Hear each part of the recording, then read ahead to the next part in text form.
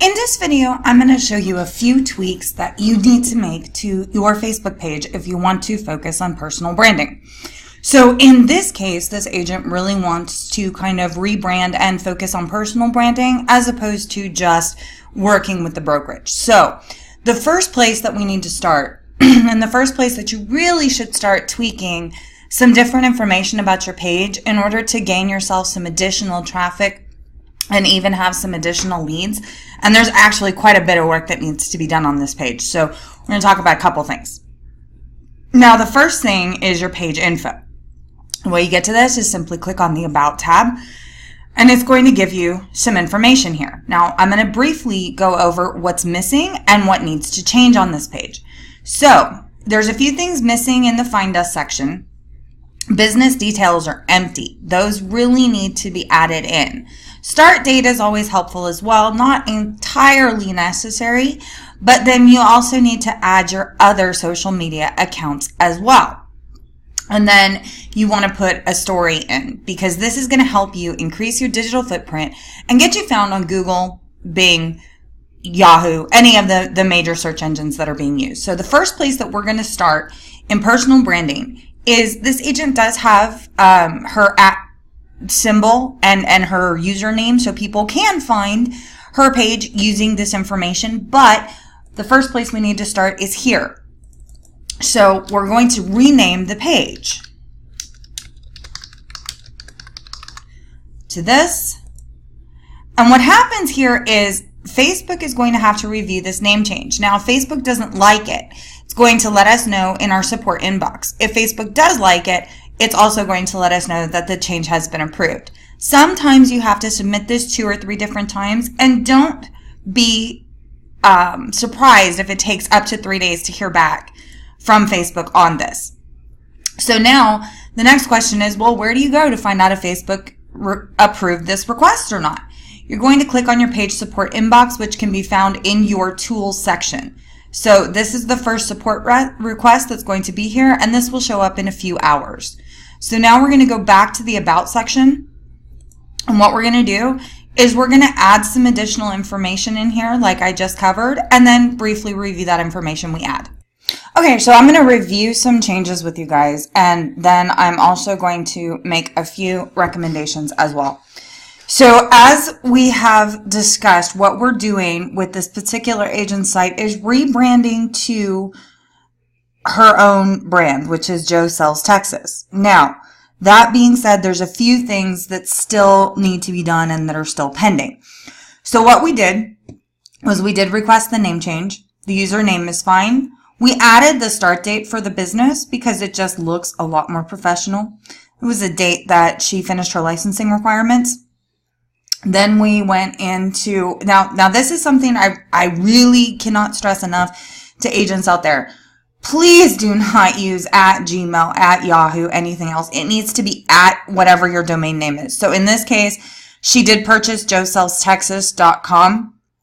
So what this needs to be is, Joanne @joesellstexas.com, not Yahoo. And what we typically do with this is we can forward that email address to whatever your primary inbox is, which is fine. But using your domain name just looks so much more professional than using a free email service like Yahoo or Gmail or Hotmail or, something like that. So I highly, highly, highly recommend looking into that if you're an agent and straying away from using things that are not directly related to your domain name. Now, this is going to change as well. This is a different animal, okay? So what we did here was we're going to have to change over the DNS settings, which is basically the direction of where the site goes to point to both falconrealty.com and also joesellstexas.com. Now, this can take a little bit of time. And, really all you're doing is just changing where the domains point to. That's really all that happens there. And then we've got to go into both the Instagram and the Twitter accounts to correct those as well. Now, this being said, whenever you're talking about online marketing and creating your digital footprint, you really need to focus in and pay very close attention to different things that you can add to your site. So On her site that we also worked with her on, there's a few things that are important for you to know. The first is you need to connect to your Facebook. This does connect to the Facebook account, the Twitter account, the LinkedIn, Instagram, Google+, YouTube, Pinterest. All of these different elements are in play here, and all of these are attributable to your digital footprint. So it's very, very important to not just have these accounts, but keep up with these accounts. And if you can't do that, it's probably a good idea to hire somebody on a dedicated basis who can, because the more you have out there that links back to your website, the more times you have your site linked on Facebook, Twitter, LinkedIn, Instagram, Google, YouTube, Pinterest, all of these different social network venues, the more you're going to help increase the possibilities of you being found online. It's also really going to help when somebody Googles you, because it's going to show that you do have a very strong online presence. And in this day and age, what people are looking for is technologically savvy agents who can market their houses digitally and also help them find houses using technology as the baseline for that. So the more you're able to show off your technological prowess, the more people you're going to land. It's just simple math there. So let's go back here. So these things still have to be changed. The about was fine, but we did add a story here. And again, remember what I just said a minute ago about backlinks. Well, what we did was we went ahead and added the new domain name here.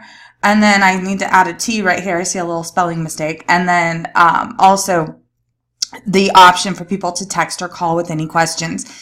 This, again, helps you with backlinks. It helps you with a bunch of other things. So it's very, very important to take the time to write your about page section.